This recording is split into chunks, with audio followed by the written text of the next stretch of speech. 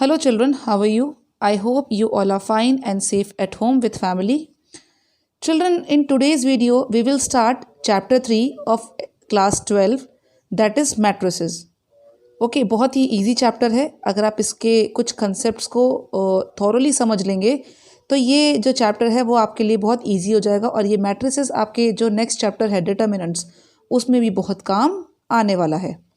तो पहली चीज़ तो ये कि ना वैसे ये जो मैट्रिसेस क्या होता है, जैसे ये मैट्रिक्स होता है चिल्ड्रन, मैट्रिक्स का जो प्लूरल फॉर्म होता है वो होता है मैट्रिसेस.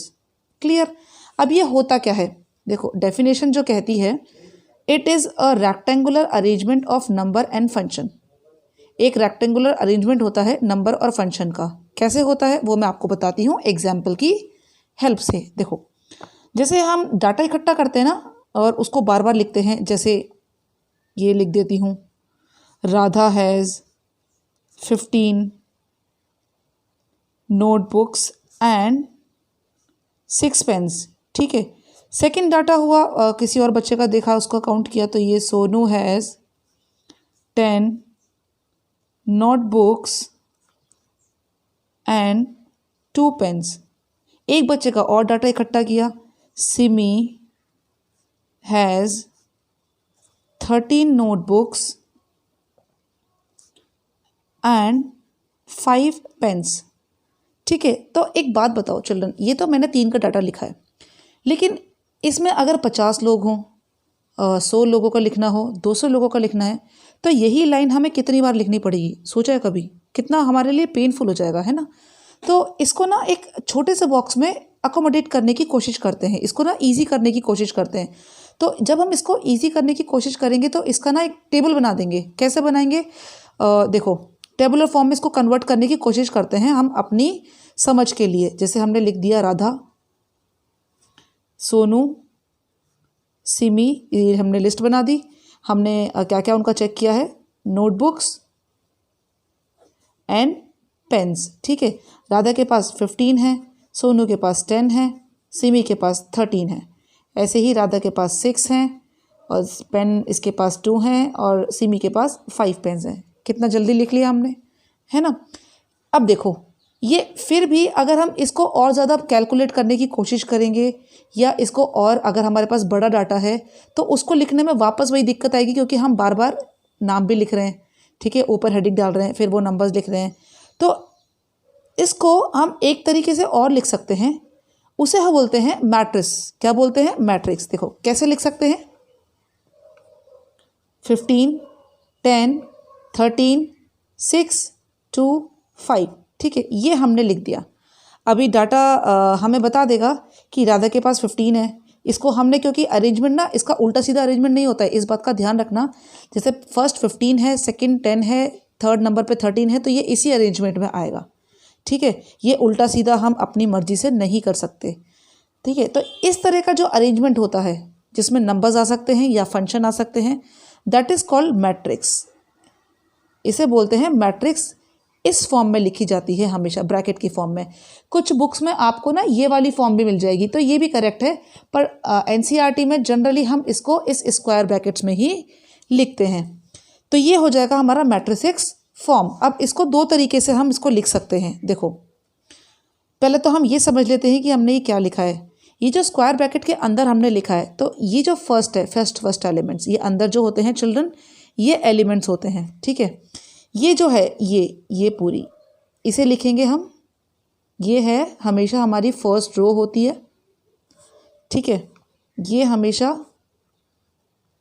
सेकंड रो कहलाएगी, ये हमेशा थर्ड रो कहलाएगी. ठीक है चिल्ड्रन. ऐसे ही ये हमारा फर्स्ट कॉलम होगा. रो और कॉलम तो आप जानते ही हैं. सेकंड होगा, ये सेकंड कॉलम होगा. Clear children.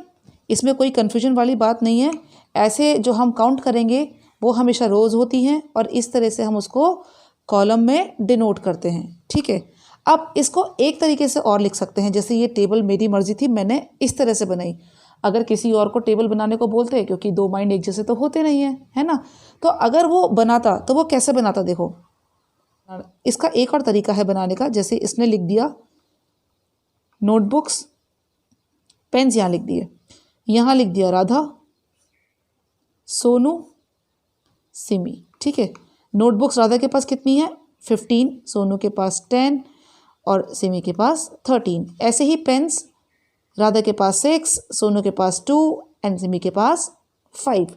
ठीक है चिल्ड्रन, अब देखो, अब मैंने इस तरह से बनाया, किसी और ने इस तरीके से बनाया, लेकिन हम किसी और के जिस तरीके से उसने बनाया है इसको रॉन्ग नहीं बोल सकते। ये भी एक तरह की मैट्रिक्स ही है। अब इसको हम कैसे लिखेंगे स्क्वायर ब्रैकेट में? देखो जैसा आपको ये दिख रहा है ना, सिर्फ ये नंबर्स, ये चीज़ उठा के हम as it is square bracket में डाल देंगे।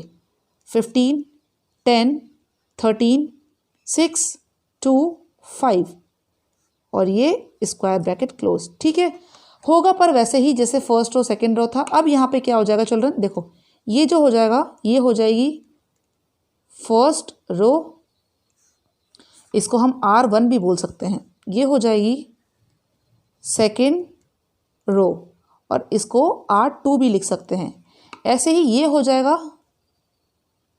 कौन सा COLUMN कॉलम, फर्स्ट कॉलम हो जाएगा। ये हो जाएगा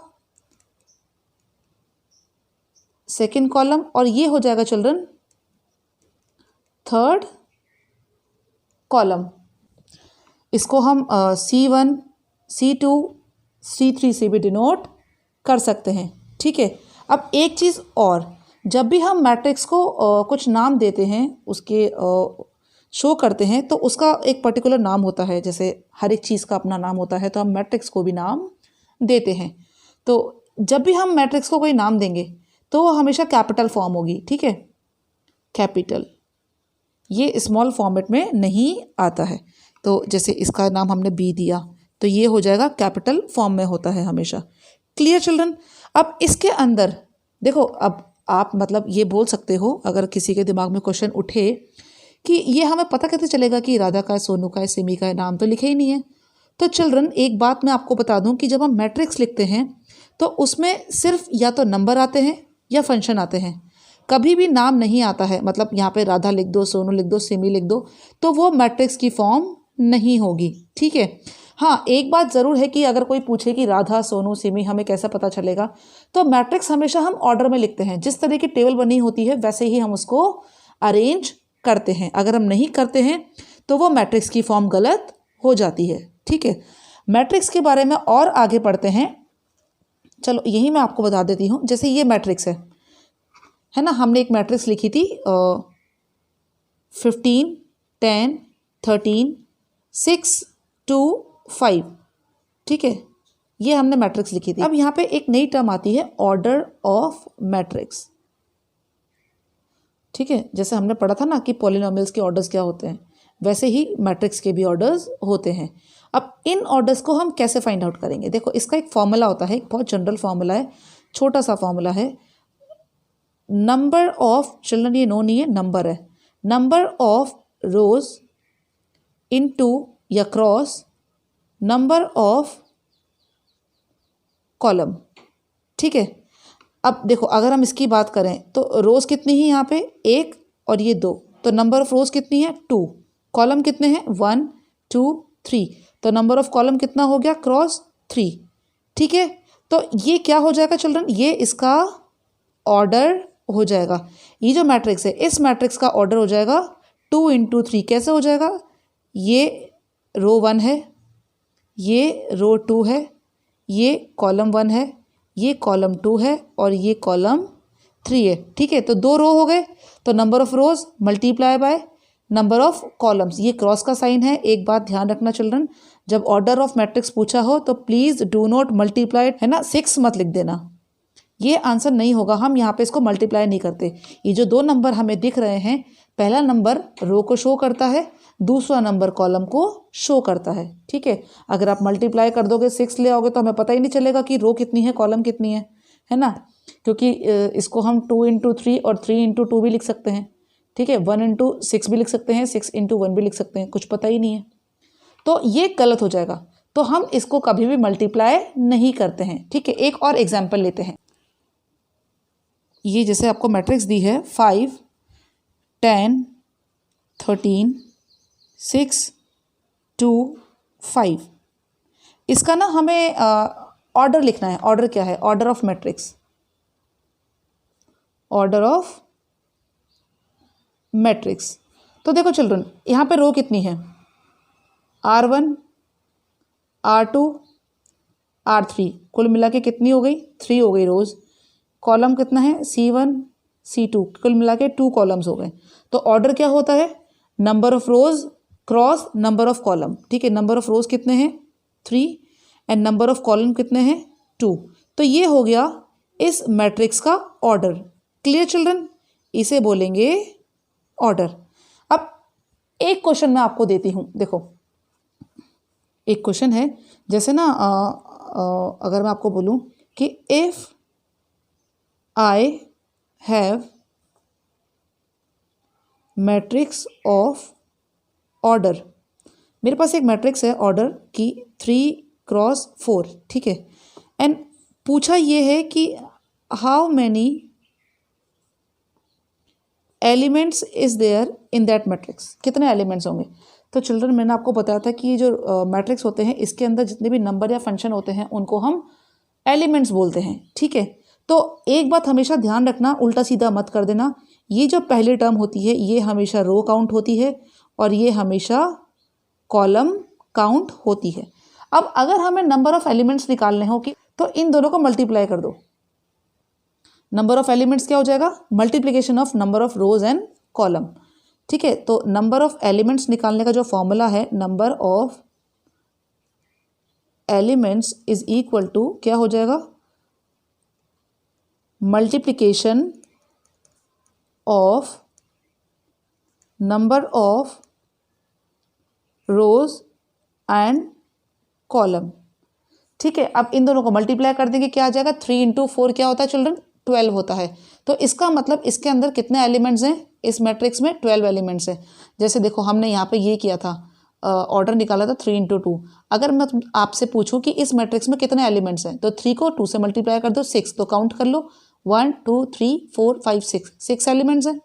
ठीक है चिल्ड्रन, अब ये जो multiplication of number of rows and column है, इसको हम ऐसे भी लिख सकते हैं शॉर्ट में, m × n। ठीक है, m होता है रो, n होता है कॉलम। ठीक है चिल्ड्रन, इसको आप याद रखना कि m होता है रो और n होता है कॉलम। फर्स्ट एलिमेंट हमेशा रो होता है एंड सेकेंड हमेशा कॉलम होता है। ठीक है, अब मैं आपको बताने वाली हूँ बड़ी ही इंपॉर्टेंट चीज़, that is name of elements. देखो चिल्ड्रन, इस दुनिया में जितनी भी चीज़ें हैं ना, सबके कुछ ना कुछ नाम है। ठीक है, तो यहाँ पे जो अंदर नंबर है या फंक्शन है तो उसके भी नाम होने चाहिए, तो उसके भी नाम दे दिए गए हैं। अब वो नाम कैसे होते हैं वो मैं आपको बताती हूँ। देखो, इसकी हमने बात की थी है ना, अगर हम इसको लेके चलें, एक मैट्रिक्स है। ठीक है, एक मैट्रिक्स हमें दी है 2x3 की मैट्रिक्स दी है, इसको छोड़ दो, एक और लेते हैं। 2x3 की हमें मैट्रिक्स दी है, तो ये फर्स्ट टर्म क्या होती है? ये होती है रो और ये होती है कॉलम। तो चिल्ड्रन, एक मेथड होता है AIJ। ठीक है, ये AIJ ये होता है नंबर ऑफ मैट्रिक्स या name of matrix. This is called the name of matrix. कैसे होगा? ये जो I है ये है रो एंड ये जो J है ये है कॉलम। हमें सिर्फ I और J की वैल्यू पुट करनी है, इसके अलावा कुछ नहीं करना है, बहुत ही ईजी है।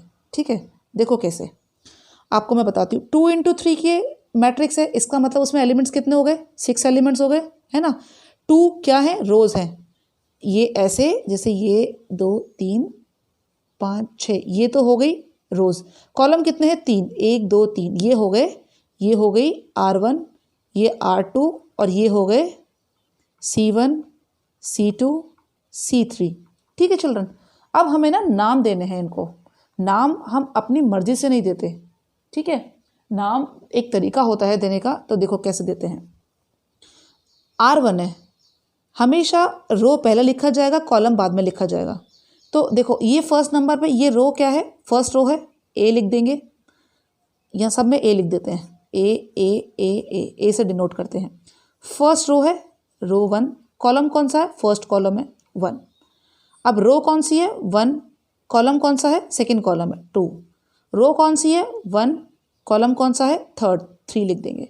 अब ये रो कौन सी है 2, कॉलम कौन सा है 1। रो कौन सी है 2, रो पहले लिखते हैं, कॉलम कौन सा है 2। ये रो कौन सी है 2 और कॉलम कौन सा है 3।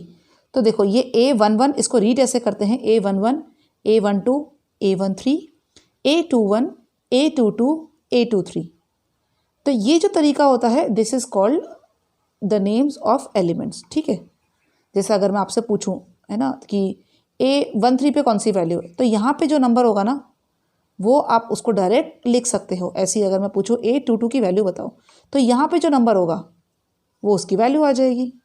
ठीक है, अब देखो एक चीज़ और, अगर आपको नहीं पता हो, आपको नहीं अलग से नहीं दिया हो कि ऑर्डर क्या दिया हुआ है, तो देखो अगर आपको कोई मैट्रिक्स नहीं दी हो, आपको सिर्फ यहाँ पे ये दिया हुआ है कि 3x4 की मैट्रिक्स है। अब यहाँ पे मैट्रिक्स बनाओ। मैट्रिक्स कैसे बनेगी चिल्ड्रन, ये क्या होता है रो होता है और ये क्या होता है कॉलम होता है। तो इसका मतलब रो कितनी है, 3 रो है ना। तो ये R1 आ जाएगा, ये R2 आ जाएगा और ये R3 आ जाएगा। 3 रो हो गई। अब कॉलम कितने हैं चिल्ड्रन, 4। तो ये C1 हो जाएगा, ये C2 आ जाएगा, ये C3 आ जाएगा और ये C4 आ जाएगा। ठीक है चिल्ड्रन, तो ये देखो 3 रो हो गई और 4 कॉलम हो गए। अब आपसे आगे भी पूछ लिया जाए, अब इसके एलिमेंट भी बताओ, नंबर ऑफ एलिमेंट्स, तो क्या बताओगे। ये फॉर्मूला था multiplication of number of rows and column. Rows हैं 3, कॉलम है 4, तो एलिमेंट्स कितने हो जाएंगे 12 हो जाएंगे। 3 4 जा 12। Very simple. I hope this part is clear to you children. Next हम आगे बढ़ते हैं। अब हम पढ़ने वाले हैं टाइप्स ऑफ मैट्रिसेस। ठीक है, मैट्रिसेस कितने टाइप के होते हैं, बहुत ही छोटा सा टॉपिक है और कुछ 6-7 तरीके के मैट्रिक्स होती हैं, छोटी छोटी हैं, ज़्यादा इसमें परेशान होने वाली कोई बात नहीं है। देखो फर्स्ट है मैट्रिक्स, रो मैट्रिक्स। शुरू की 2 मैट्रिक्स तो आपको ऐसी याद हो जाएंगी, रो मैट्रिसेस। रो का मतलब आप जानते ही हैं, तो रो मैट्रिक्स का मतलब है जिसमें एक ही रो होगी, ओनली 1 रो। ठीक है, इसका मतलब जैसे आपको एक एग्जांपल देती हूँ, जैसे 1 2 3 4, ये हो गई रो मैट्रिक्स। ठीक है, देखो एक ही रो है ना इसमें। अब यहाँ पे अगर हमें इसका ऑर्डर लिखना हो, सबसे पहले रो लिखते हैं, तो रो कितनी है 1 और कॉलम कितने हैं 1 2 3 4, तो ये इंटू 4, तो ये इससे पता लग जाएगा कि ये ऑर्डर क्या है इस मैट्रिक्स का। ठीक है, इसके अलावा एक और एग्जांपल लेते हैं 1, एक और एग्जांपल लेते हैं 1। ठीक है, अब देखो इसका ऑर्डर क्या है, ऑर्डर कैसे लिखेंगे, रो कितनी है 1 और कॉलम कितने हैं 1, तो ये 1 इंटू 1 की मैट्रिक्स, 1 इंटू 1 की जो मैट्रिक्स है ये भी रो मैट्रिक्स ही कहलाएगी। सेकेंड टाइप की जो मैट्रिक्स होती है वो कॉलम मैट्रिक्स होती है। अब जब रो मैट्रिक्स भी लिखी है तो कॉलम मैट्रिक्स भी लिखनी पड़ेगी, है ना, नहीं तो कॉलम बुरा मान जाएगा। तो देखो इसमें क्या होगा, जैसे यहाँ पे ओनली 1 रो था, यहाँ पे ओनली 1 कॉलम हो जाएगा। कैसे हो जाएगा, एग्जाम्पल लेते हैं। देखो 1 2 3 4, ऑर्डर क्या हो जाएगा, रो कितनी है इसमें 1 2 3 4, 4 रो है और कॉलम कितना है 1, तो ये 4 इंटू 1 की मैट्रिक्स बन गई, है ना। ये हो जाएगा कॉलम मैट्रिक्स, कॉलम मैट्रिक्स जिसमें एक ही कॉलम होता है। एक और एग्जांपल लेते हैं 1, इसका ऑर्डर अगर हम लिखना चाहें तो क्या हो जाएगा, रो कितनी है 1 और कॉलम कितना है 1, तो ये 1 इंटू 1 की ये मैट्रिक्स भी कॉलम मैट्रिक्स कहलाएगी। ठीक है children. Next is square matrix. Square तो आप जानते ही हैं, है ना, नंबर साइड्स क्या होती हैं, all the 4 sides are equal. ठीक है, तो यहाँ भी ऐसे ही होता है। ठीक है, इक्वल अगर नंबर ऑफ रोज हैं, equal number of rows and column, equal number of rows and column. ठीक है, रोज भी इक्वल होने चाहिए, कॉलम भी इक्वल होने चाहिए। कहने का मतलब m is equal to n होना चाहिए, m रो है n कॉलम होता है। ठीक है, ये याद रखना चिल्ड्रन, ये आपको कई जगह आपको देखने को मिलेगा। तो वो होता है स्क्वायर मैट्रिक्स एग्जाम्पल लेके चलते हैं, एक एग्जाम्पल बताती हूँ। A is equal to 2 3 4 5। देखो यहाँ पे जो रो है, कितनी रोज हैं? 2 रो हैं। कॉलम कितने हैं? 2 कॉलम है ना। तो इसका मतलब ये क्या है? स्क्वायर मैट्रिक्स है। एक और एग्जाम्पल लेते हैं। A is equal to 1। इसमें रोज कितनी है? 1। कॉलम कितना है? 1। तो ये 1 क्रॉस 1 की क्या है? Square matrix. और ये 2 क्रॉस 2 की थी। तो देखो चिल्ड्रन, एक बात आपको कॉमनली देखने को मिलेगी कि जो 1 है ये रो मैट्रिक्स भी है, कॉलम मैट्रिक्स भी है, स्क्वायर मैट्रिक्स भी है ना, सब होता है ये। ठीक है, आगे जो हम पढ़ेंगे उसमें भी आएगा ये। एक और एग्जाम्पल लेते हैं। 3 2 4 0 1 2 5 6 8। 3 यहाँ पर है, 3 यहाँ पर है। रोज कितनी है? 1 2 3। और कॉलम कितने हैं? 1 2 3। तो ये जो मैट्रिक्स हुई, इस मैट्रिक्स का ऑर्डर क्या होगा? 3 इंटू 3। ठीक है children, m is equal to n। तो इस तरह की जो मैट्रिक्स होती है जिसमें रोज भी और कॉलम्स भी दोनों एक दूसरे के इक्वल होते हैं, वो कहलाती है square matrix. Fourth type of matrix is diagonal matrix. अब जैसे आपने डायगोनल का नाम सुन लिया तो इसका मतलब डायगोनल में इसमें कुछ ना कुछ होगा, है ना। तो देखो क्या है, if all the non diagonal elements are zero.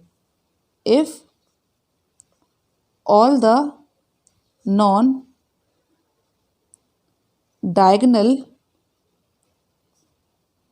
elements are zero.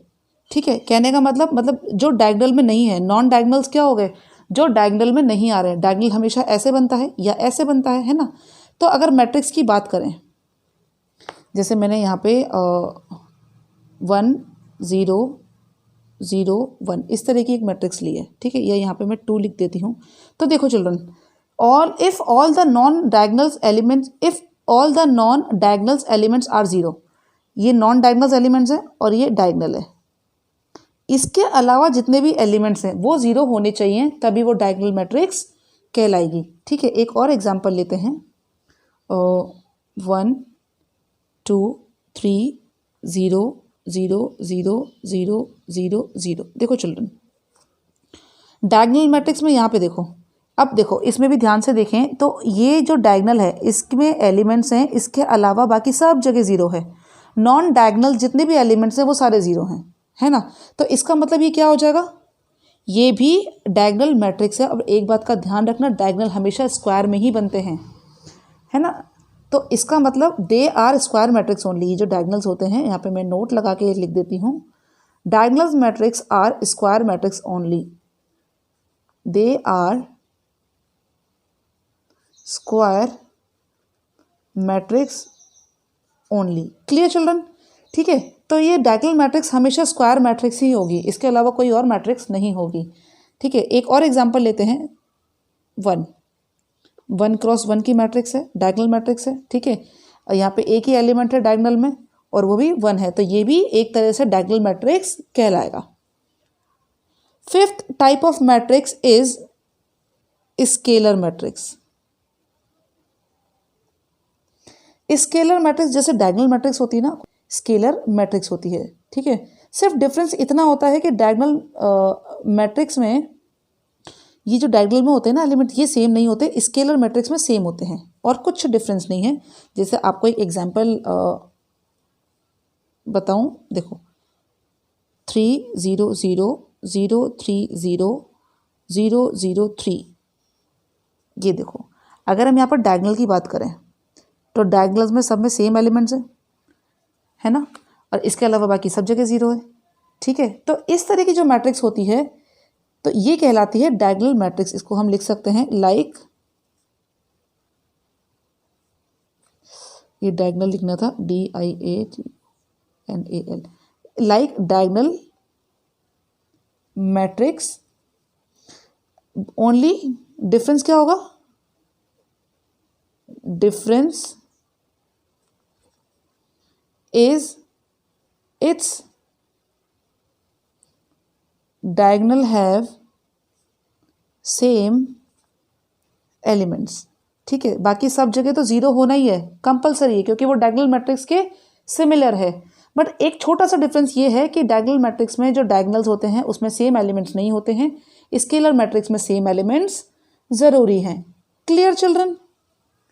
Next type is unit matrix. Unit कह लो या आइडेंटिटी कह लो। यूनिट आइडेंटिटी का मतलब 1 होता है, तो इसका मतलब क्या हो गया, आप एक अंदाजे भी लगा सकते हो कि अगर मैट्रिक्स में सिर्फ 1 एक ही एलिमेंट है, दैट इज़ 1, तो वो क्या कहलाएगा, आइडेंटिटी मैट्रिक्स, है ना। इन दोनों में से ये वाला वर्ड ज़्यादा यूज़ में आता है, ये आपको कम सुनने को मिलेगा। तो देखो एग्जाम्पल से समझते हैं, ये भी चिल्ड्रन स्क्वायर मैट्रिक्स ही होंगे, ठीक है, ये किसी और तरह के मैट्रिक्स नहीं होता है, क्योंकि यहाँ भी हम क्या करेंगे, डायगनल्स में एलिमेंट्स लेंगे, जैसे 1 0 0 1, ठीक है। जो डायगनल्स होगा उसमें एलिमेंट होने चाहिए 1, आइडेंटिटी का मतलब होता है 1, तो ये 2 क्रॉस 2 की मैट्रिक्स है जिसमें जो डायगनल में एलिमेंट्स हैं वो सेम है और वो 1 ही है, ठीक है। तो एक तरह से ये स्केलर मैट्रिक्स भी कह सकते हैं इसको, है ना। एक और एग्जांपल लेते हैं, 3 क्रॉस 3 की मैट्रिक्स बनाते हैं, 3 क्रॉस 3 की मैट्रिक्स, 1 0 0 0 1 0 0 0 1। यहाँ भी आप अगर डायगनल्स देखो 1 ही है, ठीक है। तो ये इस तरह की जो मैट्रिक्स होती है स्क्वायर मैट्रिक्स, उसे बोलते हैं identity matrix. And the last type of matrix is zero matrix. बड़ी इंटरेस्टिंग मैट्रिक्स है, इसे नल मैट्रिक्स भी बोलते हैं। नल मैट्रिक्स क्यों बोलते हैं, क्योंकि इसमें एलिमेंट में सारे एलिमेंट ज़ीरो ही होते हैं। In this matrix all the elements are zero, ठीक है। अरे आइडेंटिटी मैट्रिक्स में चिल्ड्रन मैं आपको एक चीज़ और बता दूँ, ये भी आइडेंटिटी मैट्रिक्स होगा, है ना, 1 क्रॉस 1 का होगा, ठीक है। इसे मत भूलना, ये बहुत इंपॉर्टेंट है, ये हर तरह की मैट्रिक्स में पाया जाएगा। नल मैट्रिक्स 0 0 0 0, चिल्ड्रन ये भी स्क्वायर मैट्रिक्स होगी, ठीक है। नल मैट्रिक्स जो होगी वो भी स्क्वायर मैट्रिक्स ही होगी, इसीलिए मैंने आपको बताया था कि square matrix is very important. Next 3 cross 3 की बनाते हैं, 0 0 0 0 0 0 0 0 0, है ना चिल्ड्रन, कितनी इजी मैट्रिक्स है। 3 क्रॉस 3 की मैट्रिक्स है, ये 2 क्रॉस 2 की मैट्रिक्स है, 1 क्रॉस 1 की मैट्रिक्स भी बना लेते हैं, है ना, इसने क्या बिगाड़ा है। देखो ये भी एक तरह से नल मैट्रिक्स है। Clear children? तो इतना हमने जो पढ़ा था ये सारा जो था that is type of matrix. एक बार आप दोबारा रिवाइज इसको ज़रूर कर लेना। अब हम पढ़ते हैं चिल्ड्रन इक्वल मैट्रिसेस, ठीक है। अब इसको ना एग्जाम्पल से मैं समझाती हूँ आपको, वैसे नाम से पता लग जाएगा कि जो मैट्रिक्स इक्वल होंगी वो इक्वल मैट्रिक्स होंगे। अब वो इक्वल मैट्रिक्स कैसे होती हैं, देखो एग्जाम्पल से समझते हैं। मैं एक मैट्रिक्स लिखती हूँ 2 1 5 4 1 6, ये एक मैंने मैट्रिक्स ली है और ये मैट्रिक्स से 2 रोज़ हैं, 2 इंटू 3 कॉलम्स हैं, 2 इंटू 3 की ये मैट्रिक्स है, ठीक है। एक और मैट्रिक्स लेती हूँ मैं इसमें 2 1 5 4 1 6, ये भी 2 क्रॉस 3 की मैट्रिक्स है, ठीक है। अरे मैंने तो सेम मैट्रिक्स लिख दी, तो नहीं, मेरा पर्पस है चिल्ड्रन इसको लिखने का। देखो क्यों, मैं आपको बताना चाहती हूँ दैट पहली चीज़ तो ये, जब हम इक्वल मैट्रिक्स फाइंड आउट करते हैं ना, तो पहली चीज़ तो ये कि उसका ना ऑर्डर सेम होना चाहिए। ये अगर पहली मैट्रिक्स 2 क्रॉस 3 की है तो दूसरी भी मैट्रिक्स 2 क्रॉस 3 की होनी चाहिए। फर्स्ट कंडीशन क्या है इसकी, ऑर्डर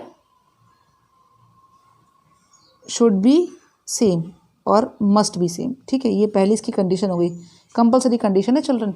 इक्वल मैट्रिक्सेस में पहली कंडीशन है दैट मैट्रिक्स जो 2 हम देख रहे हैं, इक्वल का मतलब है यहाँ पे 2 मैट्रिक्स ज़रूर आएंगी, तो मैट्रिक्स का ऑर्डर सेम होना चाहिए। ये 2 क्रॉस 3 की है तो ये भी 2 क्रॉस 3 की होनी चाहिए। कोई मैट्रिक्स 4 क्रॉस 5 की दे रखी है तो दूसरी भी 4 क्रॉस 5 की होनी चाहिए, तभी वो इक्वल होगी। और दूसरी कंडीशन क्या है, देखो मैंने लिखी हुई है दूसरी कंडीशन, आपको दिख जाएगी, elements should be same. Elements should be same. अब पता चला चिल्ड्रन मैंने ये सेम एलिमेंट्स क्यों लिखे थे, है ना, ये बताने के लिए कि अगर मैट्रिक्स के एलिमेंट्स सेम है, जैसे यहाँ 2 है, देखो 1 5 1 5 4 1 6 4 1 6, तो ही वो जो मैट्रिक्स होगी वो क्या होगी, इक्वल होगी, है ना। देन वी कैन राइट, तो हम इस दोनों कंडीशन के बेस पे, आधार पे हम लिख सकते हैं that A is equal to B. Clear children? ठीक है, अब देखो एक एग्जाम्पल लेते हैं, मतलब आते हैं ऐसे क्वेश्चंस कि ए कोई मैट्रिक्स दी है हमें 4 1 3 2, ठीक है, और बी कोई मैट्रिक्स दी है हमें x y z b, and we have to find the value of x y z and b, ठीक है, और हमें कंडीशन दी है, condition is given to that कि a is equal to b है, मतलब ये इक्वल मैट्रिक्स है, तो हमें फाइंड आउट करना है x y z और b की वैल्यू। सिंपल, बहुत सिंपल है चिल्ड्रन। हम जानते हैं कि जब हमें इस तरह की कंडीशन दी हो कि मैट्रिसेस इक्वल हैं तो उसके एलिमेंट्स भी सेम होते हैं, एलिमेंट्स भी इक्वल होते हैं। तो यहाँ पे देखो, यहाँ 4 है, यहाँ पे ये क्या है, रो 1 R11 है, सॉरी A11 है ना, तो यहाँ भी A11 पे क्या है x, तो ये x क्या हो जाएगा, x इज इक्वल टू 4। ऐसे ही ये 1 है, यहाँ y है, y is equal to 1, z 3 है, z is equals to 3 and b is equal to 2। Clear children? तो ये क्या है, ये हम तब ही लिख सकते हैं जब हमें ये क्लियरली गिवन हो that matrices are equal, a is equal to b है। क्लियर? तो ही हम ये वैल्यू फाइंड आउट कर सकते हैं। I hope the introduction part of the matrix are clear to you.